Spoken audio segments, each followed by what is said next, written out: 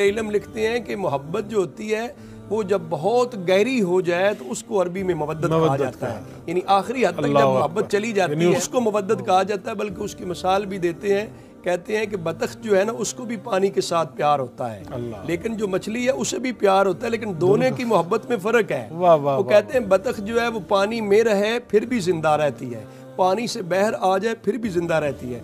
लेकिन मछली जो है ना उसके पानी के साथ इतना लगाओ, इतना प्यार, इतनी मोहब्बत है, गोया कि वो मवद्दत है। वो पानी में रहे तो जिंदा, पानी से बाहर निकाल ली जाए तो उसकी ज़िंदगी ख़त्म हो जाती है।